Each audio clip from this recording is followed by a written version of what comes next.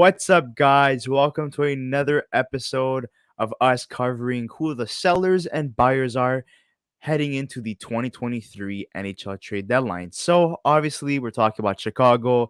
There's a huge potential. There's going to be a huge fire sale in terms of what the Chicago Blackhawks do leading up to this upcoming NHL uh, trade deadline. So, we have names like Patty Kane and Jonathan Toews, two guys that have been a part of the Chicago Blackhawks dynasty, won 3 Stanley Cups together, but we have yet to have any confirmation on whether or not they will be traded. They will be informing their agents and the organization by around mid-February if they get traded. But there has been interest in guys in Patrick Kane and Jonathan Toews. Um, Patrick Kane, he's been linked to Boston, the Rangers, New Jersey, Buffalo, just to name a few, Dallas. Jonathan Toews has been linked to Winnipeg, Dallas, Colorado. So, you guys could check out our trade destination videos for both of those players. And, Max Domi is their best player right now in terms of points. 35 points in 48 games, 14 goals, and 21 assists. That is fantastic. Max Domi was signed as a UFA, and it seems like they will flip him at the deadline. There was talks about maybe an extension at one point, but I highly doubt it. They're probably going to want to capitalize on his trade value right now as it continues to increase. Sam Lafferty is another guy that has been accumulating a lot of interest. Anastasio, Jason Dickinson, who they've acquired from the Vancouver Canucks right before the season. They traded Stillman to Vancouver. And there's also Jake McCabe as well, who's another guy that has been garnering a lot of interest by teams like the Edmonton Oilers, Toronto Maple Leafs, and the Boston Bruins. So, what are your thoughts on Chicago heading into the deadline, Luca? And what do you think happens? Do you think they actually sell all these guys, or do you think some of them stay and some of them do get traded? Well, in terms of Max Domi, I think one of the things that we'll start with him because I think Patty Kane and Jonathan Toews, I think everybody pretty much already knows, kind of the rumors that are going around. We've already stated in the trade destination videos where we think they're going to go. So I don't think we have to spend time on Patty Kane and Jonathan Toews. But with Max Domi, listen, he's not a bad hockey player. He's been a guy that on every team he's been has been a points producer. If you look at last year in Columbus and Carolina, he played in Columbus. He had 32 points in 53 games, and then he had 7 points in 19 games in Carolina. This year in Chicago, he's a minus 11, but he has 35 points, 14 goals, 21 assists for 48 games. This is a guy that I think can help any team in the league. And I think, honestly speaking, Max Domi probably gets moved to the deadline. I could see a team taking a chance on him, especially with his $3 million cap hit at 27 years old. He's a cheap deal. Even if Chicago has to, let's say, retain a little bit on him, which I don't think they have to, I think it makes a lot of sense for Max Domi. I think he probably gets traded. In terms of teams that are available, it's kind of like, if you look at everything that's been going on with all the other players that are rumored, I think Max Domi is going to be the best of the rest, right? So essentially, whoever doesn't get traded between, let's say, Patrick Kane, Tarasenko, all those guys that are rumored to be traded, Jesse Puljujarvi as well to some extent. I think Max Domi probably ends up being that player that becomes the best of the rest in terms of a trade. To me, I look at their forward core and I look at the guys that could potentially get traded. I only really see three guys. That's Max Domi, Sam Lafferty, and Jason Dickinson. And the reason I say that is because Jason Dickinson's had a decent season since joining Chicago. The thing is, he's got a $2.6 million cap hit, but you know what? He hasn't played that bad as a third line center. Maybe a team takes a chance on him. If they do, they may have to retain salary. Sam Lafferty, I know, is very big. He can play on the wing or at center. He makes 1.15 million for this year and next. There's been rumors that the Leafs have potentially been interested in him. So I could see Lafferty likely getting moved potentially to a team like Toronto, but any team in the league looking for depth centers, I think could make a lot of sense. So I think he ends up getting moved. The other one that I'm not 100% sure in, and honestly, I don't think he does get moved now that I think of it, is Andreas Athanasiou. Yes, he has 10 goals this year. He hasn't necessarily played terrible hockey, but I just think that for the $3 million cap hit that he currently gets paid, unless there's a salary retention there, which you have to keep in mind, Chicago can't retain a lot of salary. They're only allowed to do that with three players. So they have to be careful with that. I just don't know if Athanasiou has a lot of interest in him at the moment, just because he hasn't necessarily had the best season. It was an opportunity for him to come in and take advantage of it and potentially get a trade somewhere else. And I don't think he's really done that. I think Max Domi's done a lot better. And I think there's a lot of guys too that have played better than him as well. But in terms of their forward core, there's a lot of young guys on this team, right? Entwistle's 23, Reese Johnson's 24, Boris Kachuk's 24, Radish is 24, Kurashev's 23.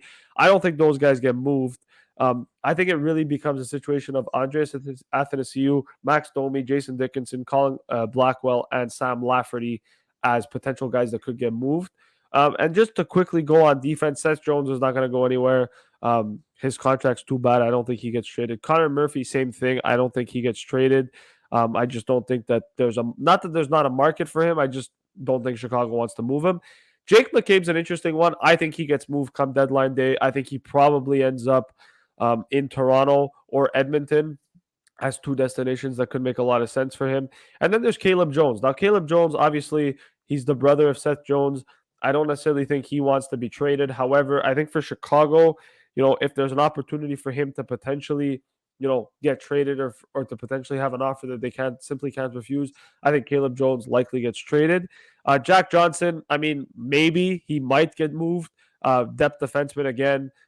He's won a few Stanley Cups. Maybe he gets a chance on a contending team and Ian Mitchell doesn't get traded. And then just for goaltending really quickly, Mrazek's not getting moved. Nobody wants him. And Alex Stalock might. If there's a team in the league that potentially wants a backup, I could see Alex Stalock potentially getting traded. He makes league minimum, but he's had a really good season for Chicago, despite the fact that the Hawks aren't that good. I could see a team potentially take a chance on Alex Stalock in just to bolster their goaltending depth. And that's really about it. Besides that, they don't really have much. Jujhar Khaira, if he's back from injury before the deadline, maybe there's a team that takes He's him. working with the team currently, so there's a Yeah, good chance he will be back. that's it. So maybe But he probably gets yeah, moved as well. But there's no big, I would say, apart from Patrick Kane and Jonathan Toews, you know, and maybe Jake McCabe, there isn't really a big, but mind you, already those three are big names in itself. But I'm saying, like, in terms of anybody else potentially getting traded, I think Chicago has to take into consideration here that if Patrick Kane and Jonathan Toews get traded, they need to get players back because they need to ice a roster at the end of the day. yeah. And so I think the likely outcome is Patrick Kane, Jonathan Toews, Max Domi, Sam Lafferty, and maybe Jake McCabe get traded. And if they do, they'll get some good pieces back. So get some players that they'll be able to put on their They need roster as well. everything. They need Yeah. goaltending They're a full on prospects. rebuild. Yeah, they Yeah. need goaltending prospects, forward prospects, defense prospects. Max Yeah. Domi, what Well, can you potentially defense fetch? defense less, just because they already have three really good defensive prospects coming up in Kevin Korchinski, Ethan Del Mastro, and Nolan Allen. But yeah, You can definitely in never have terms enough of of no, defense. of Remember course, of that. course. But that's what I'm saying. I'm just saying that if I'm Chicago, I'm looking more towards, let's say, a forward prospect compared to a defensive prospect, just because their only real top forward prospect is Lucas Reichel, and you can argue Colton Dock, but that's really about it when it comes to their top prospects on forward. Obviously, Yeah. like I mentioned, they have a young forward core already with guys like Kachuk and Taylor Radish and Philip Kurashev as well. But that's what I would look for. But to me, Patrick Kane, I mean, listen, he's most likely going to get traded. Same thing with Jonathan Toews. Max Domi, I'm curious to see how much he gets on the market. I think this is a guy that's proven that he could be a really good really good player for a team, potentially a good top 9, even top 6 guy for them. I think maybe a second round pick and a B level prospect could make a That's lot of sense for exactly what I Max. was gonna say. Oh my god, that's exactly what Yeah, I was gonna say. I think yeah, that's the right market range for him in terms of acquiring his services. He's yeah. never gonna hit 72 points in 82 No, games like he did with the Montreal Canes in no. 2018-19. That's never gonna happen. But But he's he's in his on pace to prime. have a 50-point season this year, which is awesome for him. Yeah, Um, but in terms of other players, Jonathan Taves, I think the range according to what Elliot Friedman is saying and Darren Dreger and all these analysts, second to third round pick. That's what apparently is the asking price. You have to keep in mind, Kane and Taves are $10.5 million. We're in an era right now where a lot of teams are tight against the cap. It's going to take yeah. a lot for teams to acquire their Well, services. I So think there they're is going a to chance retain that salary maybe, on both of them. yeah, there's also a chance that maybe they don't get traded if That's they true. don't work things out in terms of cap gymnastics. Also, in terms of Kane, I think that's where the prize possession is. That's where they could and will have to ask for a first round pick in return. That's where you're gonna have to try to milk teams the most in terms of that asset. Um, in terms of Jason Dickinson, I would say maybe a third, fourth round pick, something like that. He does have term on his contract, so they could, potentially get more in terms of assets. Sam Lafferty as well, cheap, and he has term on his contract too. They could get a third, fourth round pick for him as a depth piece. In terms of Jake McCabe, I think a second rounder and a B level prospect would be, Call me it's the crazy. same range as Max Domi essentially in terms of asking price, but McCabe could fetch maybe a first rounder if we're That's what I looking was gonna say. back at cases like Ben Sherratt last year or a couple years ago, David Savard. He's essentially that essence of I player, very I defensive think the minded, but difference he's having a good season offensively as well. So we never know. I think the difference with McCabe compared to guys like Edmondson and Gavrikov and Dumba is that McCabe has term on his contract, right? So if you're a team Yeah, looking for a defenseman, right, and you have the opportunity to acquire a guy like Joel Edmondson, a guy like Vladislav Gavrikov, or a guy like Jake McCabe, you're more inclined to go after Jake McCabe just because a he's 29 years old, so he's in his prime of his career, and not only that, he's gonna have 2 years left after this one at $4 million. So you're paying for the guy in terms of salary cap, in terms of term, but also he's the guy that you don't have to worry about re-signing him at the end of the year, right? Obviously, with Edmonton and Gavrikov, unless you're trying to go for a pure rental, yeah, maybe you go that destination. But in terms of, let's say, a guy with term, if you just don't want to worry about, let's say, paying him at the end of the season and you want to keep him, I think McCabe is definitely a guy that could fetch a first round pick. I think he could probably be the most popular defenseman after Chikrin available um, during this I trade agree. deadline. And so, for me, I think Chicago are going to try to bank on him and bank on Patrick Kane in terms of, let's say, in terms of returns, in terms of what they're going to get. I think with Jonathan Toews, to be honest, I think the only team Jonathan Toews probably ends up to is Winnipeg. That's just my opinion. Um, and I think in terms of Max Domi, they may get a second and a B level prospect. Besides that, I'm kind of in agreement with you on everything else. I don't think they're going to get a lot for Dickinson if they do trade him. I don't think they get a lot for Blackwell if they trade him, and I don't think they get a lot for Lafferty. However, Mid I've heard round picks rumors, essentially. yeah, but I've heard rumors that if Jake McCabe gets traded, the team that's looking for Jake McCabe may take Sam Lafferty in that deal as well, which Wow. essentially makes the return. I heard that Steve Dangle talk about it on his podcast briefly that the Leafs are the type of team that would make a trade for Jake McCabe, but add a guy like Sam Lafferty, and he used I think it the makes Jake Muzzin sense. and he used the Jake Muzzin and the Mark Giordano example as two examples that made sense. Jake Muzzin, when they acquired him, they acquired Jack Campbell as well. And when they acquired Mark Giordano from Seattle, they Wow, also that's a steal acquired for them looking back Colin at that. Blackwell. Um, just So, looking at, McCabe, I think the best fit would be Toronto because he would be the Jake Muzzin replacement. So I yeah, think that makes sense. In terms of assets, they have the assets to get it done. for In sure. terms of Kane, I'm hoping that it's the Rangers or Buffalo if I'm the Chicago Blackhawks because they have a surplus of assets. In terms of Jonathan Taves, I think Winnipeg makes sense. Colorado, they don't really have that much to offer in terms of assets unless they want to give up a guy like Samuel Girard, like a roster, player. Um, and I don't think they're going to give up any of their top prospects for a guy like Jonathan Taves. Max Domi, teams like we mentioned, I think, like teams like Dallas, for example, or maybe Buffalo, or, we already covered, Domi in the trade bait list. So you guys could take a look there about the teams that we're interested in. But the goal for Chicago with all these players available is the following. You target the teams with the most assets because you're a rebuilding team and you need to maximize No, and you take the best. capitalize on You these you take players' you value. take the best offer available. That's to me. That's Exactly. how I see it. I don't care if it's divisional, not divisional. I don't care if it's Pittsburgh offering you the deal or if it's Toronto offering you the deal. If there's a deal that comes in that is the best offer on the table, you take the best offer on the table, regardless of who the team is.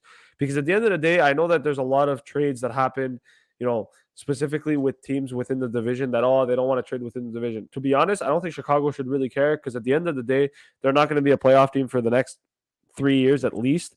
So to for them, they should just be, listen, we'll take the best player available and whatever happens, happens. And I think, to be honest, if you're Chicago, yes, you're targeting prospects, you're targeting picks, obviously. You also need like throw-in deals. Like, to be honest, I would look at Vancouver as an example, right? The Boervat trade. They got a top prospect, they got a first-round pick, and they got a roster player. If you're Chicago, you're hoping that teams are going to throw in roster mid-level to low-level roster players so they can ice a team for the rest of the season, right? Because they Well, need that as well. Chicago did make it apparent that they do want to take on bad contracts a couple of weeks ago or months ago, that they're interested in No, doing Mike that heading Hoffman's to a the guy deadline. Mike Hoffman's a good guy that they can look at potentially I heard taking. Mike Hoffman's connected to Vegas now with Mark Stone being out. But that's Look, another I topic for if another day. no, but if I'm But Chicago, listen, just give us, like, just give us anything, like a bag of pucks, and we'll give you Hoffman. Like, no big deal, bro. yeah, just to conclude this episode in terms of Chicago, if they get a lot of assets in return for any of these players, they're gonna have to take the best offer available, like you were Yeah. saying. And not only that, but when you're losing guys like Taves and Kane, that's a huge hit in terms of the organization and the fan base, because these are two guys that were drafted and developed and grew into legends, Stanley Cup champions, 3 times, and have won multiple individual awards under the Chicago Blackhawks organization. So, moving forward, they're gonna have to build something, very strong for the fan base to like have that happiness again and to want to vote and watch the games again. But there's one guy they have a huge chance at acquiring through the draft because of how bad they've been this season, and Mm, that's Connor Bedard. But we'll see what happens with that. Guys, please thank you do. so much, guys, for watching. Don't forget to like this video, subscribe to our channel. We'd like to hear your thoughts on the Chicago Blackhawks and their trade bait available by the 2023 trade deadline, and who goes and what the asking price should be for these players. Guys, we'll see you on the next episode of the Young Guns podcast. Thank you so much for watching.